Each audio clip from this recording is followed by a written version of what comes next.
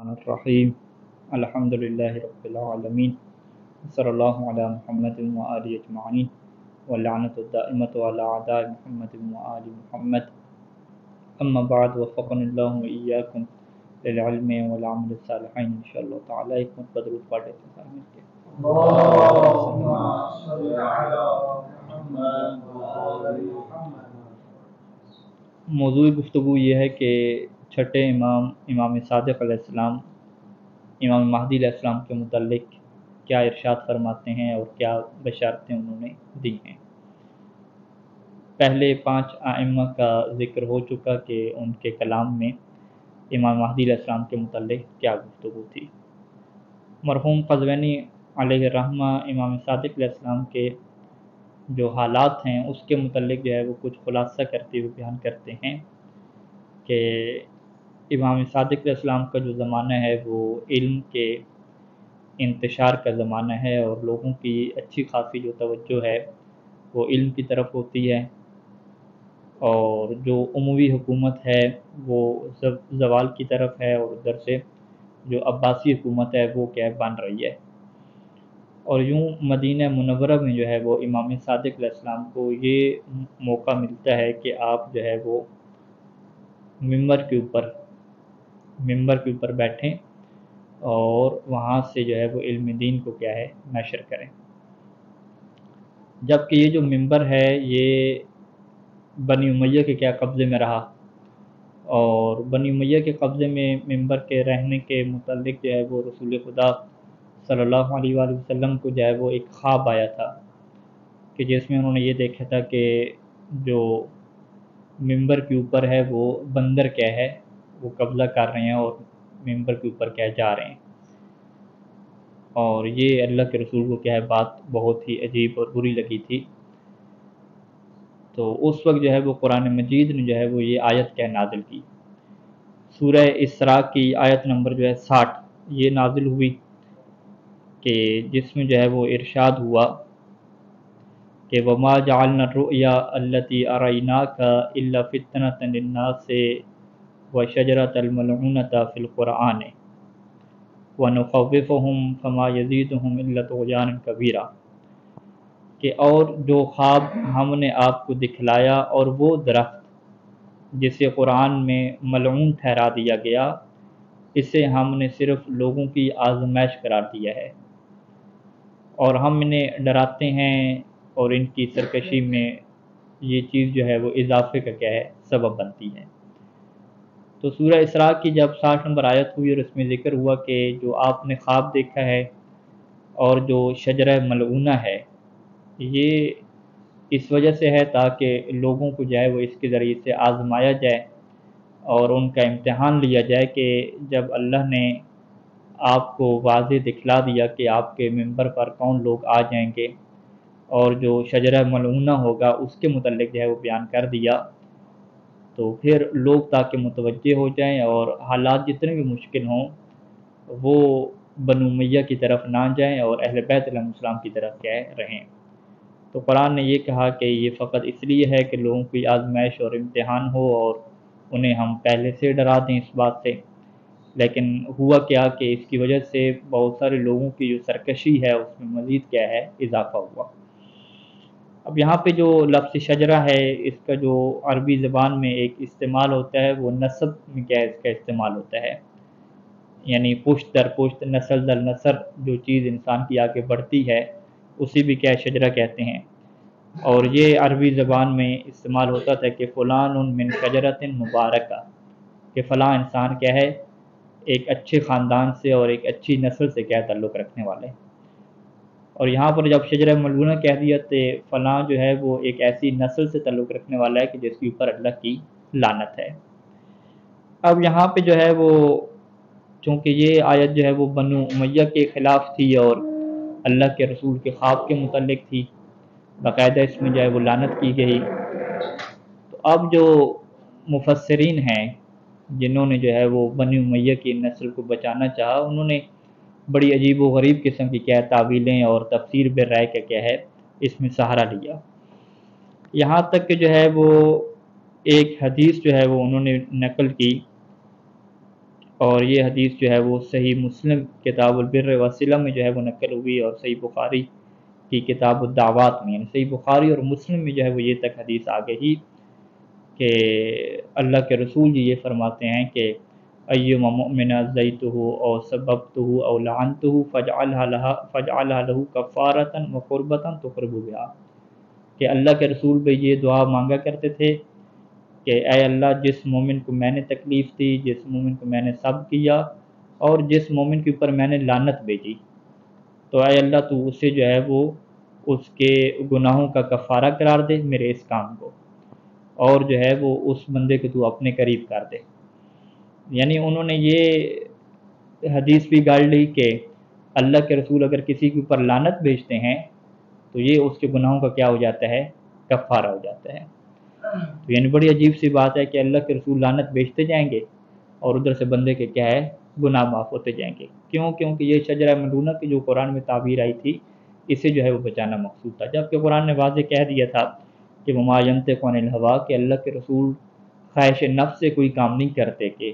اپنی جس طرح لوگوں کو غصہ آ جاتا ہے شدید تو وہ کسی کو بد دعا دینے لگ جائیں، ایسا نہیں ہوتا۔ ان کی جو زندگی ہے وہ خواہش نفس اور یہ جو جذبات ہوتے ہیں کہ جس میں انسان غلط رخ چل نکلتا ہے جو عصمت کے خلاف ہے، یہ ایسا نہیں ہوتا۔ اگر رسول نے لعنت کسی کے اوپر بھیجی ہے تو وہ اللہ نے بھی کیا اس کے اوپر لعنت بھیجی ہے۔ اور پھر قرآن نے واضح طور پہ کہہ دیا تھا کہ وَمَن یلعن اللہ فلن تجد له نصیرا، وَمَن یلعن اللہ فلن تجد له نصیرا، کہ جس کے اوپر پھر اللہ لعنت بھیج دے تو آپ کیا ہے اس کا مددگار نہیں پاتے۔ تو یہ جو وہ حالات تھے کہ جس میں جو ہے وہ بنی امیہ کا اب دور ختم ہو رہا تھا امام صادق علیہ السلام کے زمانے میں، اور حالات ایسے بن گئے کہ مسجد نبوی میں امام صادق علیہ السلام کو جو اپنے نانے کا ممبر ہے وہ کیا نصیب ہو گیا۔ تو جب نانے کا ممبر نصیب ہو گیا تو آپ نے جو ہے وہ ممبر سے فقہ، تفسیر، حدیث، عقائد، ہر قسم کے جو ہے وہ علوم کی تعلیم دینا شروع کی، اور وہاں پہ تاریخ نے یہ بات لکھی اور مصنف نے اس بات کو نقل کیا کہ فَكَانَ يَحْضُرُ مجلس درس ہی 4,000، کہ آپ کی جو ہے وہ درس کی مجلس میں جو ہے وہ 10,000 جو ہے وہ لوگ حاضر ہوتے تھے، 10,000 کہہ رہا ہوں، 4,000 4,000 جو ہے وہ لوگ حاضر ہوتے تھے، اور ان لوگوں میں جو ہے وہ جو تعداد ہوتی تھی وہ عام لوگوں کی نہیں ہوتی تھی، بلکہ بین فقیہ و محدث و مفسر وغیرہم، کہ فقیہ ہوتے تھے، محدث ہوتے تھے، مفسر، اس جیسے جو لوگ متکلم حضرات تھے، یہ آپ کے درس میں کیا ہے 4,000 کی تعداد ہوتی تھی۔ اور آپ کے شاگردوں میں جو ہے وہ لکھا خود کتابوں میں تحفہ اثنا عشریہ دہلوی میں ابو حنیفہ کا یہ قول بھی ملتا ہے کہ لولا سنتان لہلک النعمان، کہ اگر 2 سال میرے یہ نہ ہوتے کہ جو میں امام جعفر صادق علیہ السلام کے درس میں گیا تو میں کیا ہلاک ہو جاتا۔ اور آپ کے مدرسہ سے جابر بن حیان جیسی جو ہے شخصیات جو بابا کیمیا کیا ہے مشہور ہیں، اور آج کل کے دور تک بھی کیا ہے ان کی کتاب پڑھائی جاتی ہے، وہ نکلے۔ حشام بن حکم جیسے جو متکلم اور مناظر، اور اس کے علاوہ کیا ہے ایک بڑی فہرست ہے کہ جو امام صادق اسلام کی تربیت یافتہ جو تھے فقہا اور محدثین کیا ہے ہمارے سامنے ہے۔ اور یہاں پہ یہ لوگ جو پڑھ کے پھر دنیا کے دوسرے علاقوں میں جاتے تھے، اور خصوصاً کوفہ، مسجد کوفہ میں آ کے ان لوگوں نے جو ہے وہ دروس دینا شروع کیے۔ اور یہاں پہ پھر روایت یہ کہتی ہے کہ راوی یہ بیان کرتا ہے کہ میں مسجد کوفہ میں گیا اور وہاں پہ 900 افراد، 900 متکلم، 900 افراد جو ہے وہ درس دے رہے تھے، اور 900 میں سے ہر ایک کہہ رہا تھا کہ حدثنی جعفر بن محمد، کہ مجھ سے جو ہے وہ بیان کیا امام باقر علیہ السلام کے بیٹے امام صادق نے یہ بات بیان کی۔ یعنی وہ جو 900 افراد تھے وہ مدینہ سے جو ہے وہ پڑھ کے پھر کوفہ میں اور مختلف علاقوں میں جو ہے وہ جا کے، فقط کوفہ کی یہ حالت بیان کی جاتی ہے کہ یہاں پہ 900 افراد جو ہے وہ ایک ٹائم پہ درس دے رہے ہیں، اور ہر ایک جو ہے وہ امام صادق علیہ السلام کا کیا دے رہا ہے، ریفرنس دے رہا ہے۔ تو یوں جو ہے وہ امام صادق علیہ السلام کو علم پھیلانے کے لیے وسیع مہلت ملی، اور امام صادق علیہ السلام نے امام مہدی علیہ السلام کے متعلق پھر ارشاد کرنے کیا شروع کیے، لوگوں کو بیان کرنا شروع کیا 4,000 افراد کے سامنے اور باقی افراد کے سامنے، اور بڑے تفصیل سے جو ہے وہ امام نے بیان فرمایا امام مہدی علیہ السلام کے نام کے متعلق، نسب کے متعلق، ظہور کی علامات کیا تھیں ان کے متعلق، اچھا آپ جب حکومت قائم کریں گے تو حکومت کس طرح کی ہوگی، وہ ساری تفصیلات، اور پھر یہ سارے کے سارا حالات کیسے تبدیل ہوں گے، آخری زمانے کے حالات، یعنی بڑی تفصیل سے بیان کیا۔ اور مصنف نے یہاں پہ یہ بات لکھی ہے کہ امام صادق علیہ السلام سے جو روایات مروی ہیں امام مہدی علیہ السلام کے متعلق، ان کی تعداد سب ائمہ سے مروی روایات سے زیادہ ہیں، یعنی باقی اہل بیت علیہ السلام کی روایات کو جمع کریں اور ایک طرف جو ہے وہ چھٹے امام کی روایات کو جمع کریں تو چھٹے امام کی روایات سب سے کیا ہے زیادہ کیا ہمیں نظر آتی ہیں۔ تو مصنف نے کہا کہ ہم پوری کتاب میں جب آگے مختلف موضوعات شروع کریں گے تو چھٹے امام کی روایات کو ہم ذکر کریں گے، اور یہاں پہ چونکہ ہم ترتیب سے چل رہے ہیں تو یہاں پہ کچھ روایات جو ہے وہ ابھی بیان کر رہے ہیں، بعد میں بھی کیا ہے یہ روایات بیان ہوں گی۔ تو یہاں پہ مصنف نے 2-3 جو ہے وہ روایات ذکر کی ہیں یہاں پہ، اور پھر یہ بات لکھی ہے کہ ہم باقاعدہ اگر ایک کتاب لکھنا چاہیں تو کئی صفحوں سے زائد کتاب، موٹی کتاب کیا بن سکتی ہے کہ جس میں فقط جو ہے امام صادق علیہ السلام کی، امام مہدی علیہ السلام کے متعلق کیا ہوں گی روایات ہوں گی۔ بہرحال وہ 2-3 روایات یہاں پہ ذکر کرتے ہیں۔ سب سے پہلے جو ہے وہ امالی صدوق کی روایت جو علامہ مسیل الرحمن نے بہار الانوار میں نقل کی، اور یہ ابن ابی عمیر کی ہے کہ اس نے کہا کہ میں نے امام صادق علیہ السلام سے یہ بات سنی کہ امام یہ فرما رہے تھے کہ لکل اناس دولت یرقبونہا ودولتنا فی آخر الدہر تظہر، کہ ہر لوگوں کے لیے کیا ہے ایک حکومت ہوگی کہ جس کا وہ انتظار کر رہے ہوں گے، اور جو ہماری حکومت ہے وہ بالکل سب سے آخر پہ ہوگی، آخری زمانے میں کیا ہے ہماری حکومت ظاہر ہوگی۔ یہ حدیث اور اس طرح کی دیگر حدیث ہیں کہ دولتنا آخر الدولت، ان کے اندر جو ہے وہ بیان کیا گیا حدیث میں کہ پوری دنیا میں جو ہے وہ جتنے بھی لوگ ماہرین ہیں وہ مختلف حکومتوں کے نظام بنائیں گے، سسٹم بنائیں گے، اور وہ حکومت کر لیں گے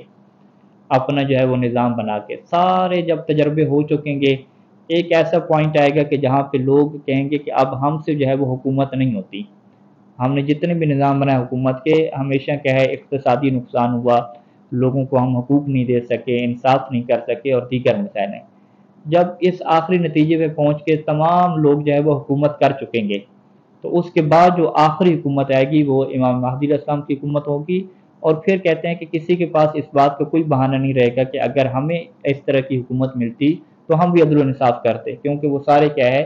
تجربے کر چکے ہوں گے۔ تو یہاں پہ اس حدیث میں انہوں نے فرمایا کہ دولت و نافی آخر دہر تظہر، کہ جو ہماری حکومت ہوگی وہ بالکل آخری زمانے میں سب سے آخر پہ ہوگی، اور دیگر حدیث میں یہ بات ہے کہ تاکہ سب لوگوں کو کیا یہ موقع دے دیا جائے کہ وہ جس طریقے سے حکومت کرنا چاہتے ہیں کر لیں، اور دیکھ لیں کہ وہ انسانیت کے لیے کیا کچھ کر سکتے ہیں۔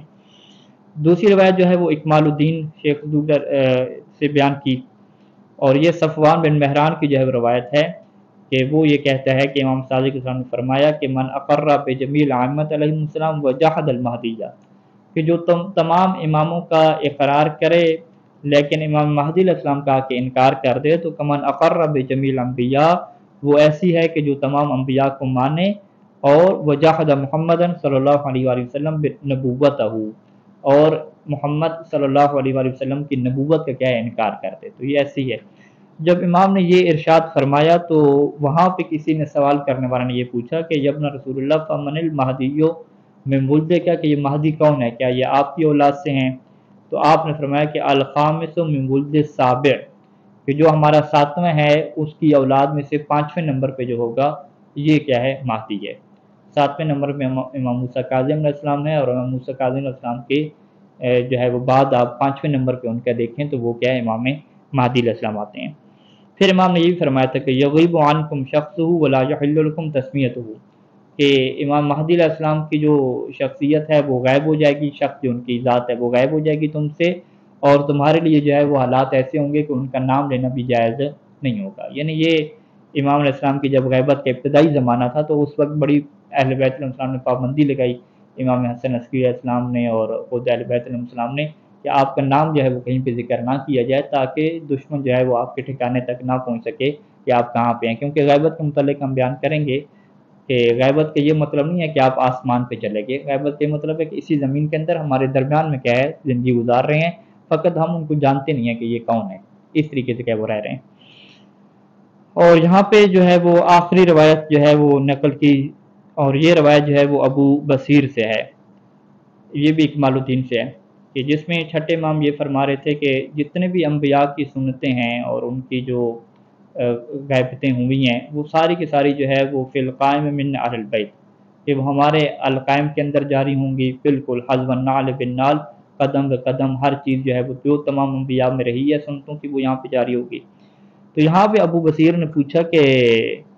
وَمِنَ الْقَائِمُ مِنْكُمْ أَهْلُ الْبَيْتِ، کہ یہ قائم کون ہیں، کیا یہ آپ اہل بیت علیہ السلام میں سے ہیں؟ یعنی آپ خود سوچیں کہ 100-150 سال پہلے کی یہ پیشن گوئی ہو رہی ہے اور لوگوں کو پتہ نہیں ہے، تو اس ٹائم جو ہے ابو بصیر جیسے لوگ بھی کیا یہ بات سوال کر رہے ہیں، تعارف پوچھ رہے ہیں۔ تو وہاں پہ جو ہے وہ امام صادق علیہ السلام نے جو ہے وہ حضرت قائم کا یوں تعارف پیش کیا کہ یا ابا بصیر هو الخامس من ولد ابن موسیٰ، کہ وہ میرے بیٹے موسیٰ کاظم علیہ السلام کی اولاد میں سے 5ویں نمبر پہ ہوں گے۔ ذالک ابن سیدۃ الاماء، سیدۃ الاماء جو آپ کی والدہ کا لقب ہے اس کے یہ بیٹے ہوں گے۔ اور یغیب غیبتاً یرتاب فیہا المبطلون، ایک ایسی غیبت کو آپ گزاریں گے کہ شک کرنے والے اس میں، اور وہ کیا ہے جو باطل کرتے ہیں عقیدوں کو باطل عقیدہ رکھنے والے وہ شک میں پڑ جائیں گے مکمل طور پہ، اور جب یہ لوگ شک میں پڑ جائیں گے تو ثم یظہر اللہ عز وجل، پھر اللہ تعالیٰ جو ہے ان کو ظاہر کرے گا، فیفتح علی یدیہ مشارق الارض ومغاربها، زمین کے مشرق و مغرب جو ہے وہ آپ کے جو ہے وہ دست قدرت کے اوپر فتح ہو جائیں گے، اور روح اللہ عیسیٰ بن مریم علیہ السلام نازل ہوں گے اور وہ آپ کے پیچھے کیا ہے نماز پڑھیں گے، وتشرق الارض بنور ربها، اور زمین جو ہے وہ منور ہو جائے گی اپنے رب اور اپنے مالک کے نور کے ذریعے سے۔ ولا تبقى فی الارض بقعۃ عبد فیہا غیر اللہ عز وجل الا عبد اللہ فیہا، اور زمین کے اندر کوئی ایسا ٹکڑا نہیں رہے گا کہ جہاں پہ اگر غیر اللہ کی عبادت ہوتی ہے تو وہاں پہ جو ہے وہ اللہ کی کیا ہے عبادت ہو رہی ہوگی۔ اور وَيَكُونُ الدِّينُ كُلُّهُ لِلَّهِ، اور پورے کا پورا جو دین ہوگا وہ خالص اللہ کے لیے پوری دنیا میں ہو جائے گا، وَلَوْ كَرِهَ الْمُشْرِكُونَ، اگرچہ مشرکوں کو یہ بات کیا ہے بری لگے۔ تو یہاں تو جو ہے وہ امام صادق علیہ السلام کی حدیث جو ہے وہ مکمل ہوتی ہیں، اس کے بعد جو ہے امام موسیٰ کاظم علیہ السلام کی کیا ہے حدیث کا سلسلہ شروع ہوگا۔ اللہم صلی علی محمد وآل محمد، اللہم عجل لولیک الفرج، اللہم ارزقنا شفاعت محمد وآل محمد۔ السلام علیکم ورحمۃ اللہ وبرکاتہ۔